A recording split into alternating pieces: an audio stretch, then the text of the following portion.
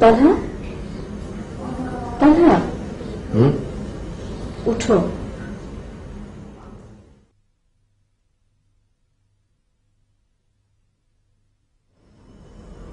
কিছু বলবে? নামাজের জন্য তৈরি হও। ও, ফজরের আজান হয়েছে?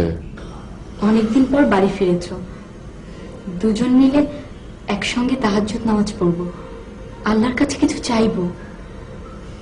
বেশ তো, তুমি আগে তৈরি হও, আমি আসছি। আচ্ছা।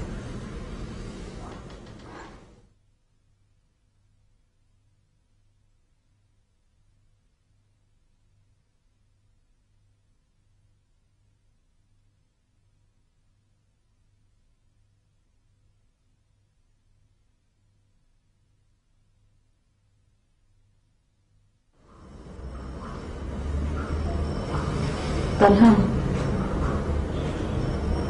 তোমার কাছে একটা পরামর্শ চাচ্ছি।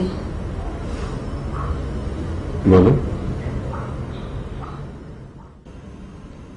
কেউ যদি আমাদের কাছে কোনো আমানত রেখে যায় আর কিছুদিন পরে সেটা ফেরত চায়, তাহলে আমাদের কি করা উচিত?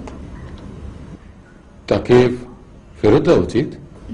না, ধরো অনেকদিন তো একটা জিনিস কারো কাছে থাকলে তার প্রতি মায়া মমতা জন্মে যায়। তখনও তাকে ফেরত দেওয়া উচিত। আল্লাহ তোমার আমার কাছে যে আমানত রেখেছিলেন তা তিনি ফেরত নিয়ে গেছেন। সুলাইম, আমি কিছু বুঝতে পারছি না,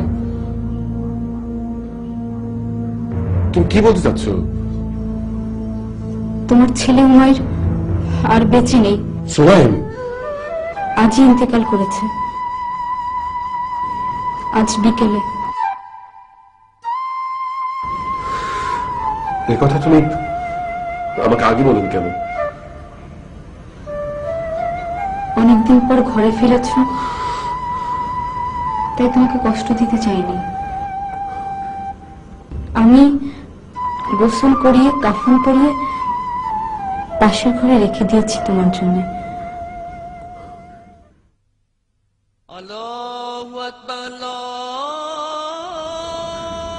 ফজরের আজান হচ্ছে, যাও মসজিদে গিয়ে নামাজ পড়ে মুসল্লিদের সঙ্গে নিয়ে ছেলেটাকে দাফন করো।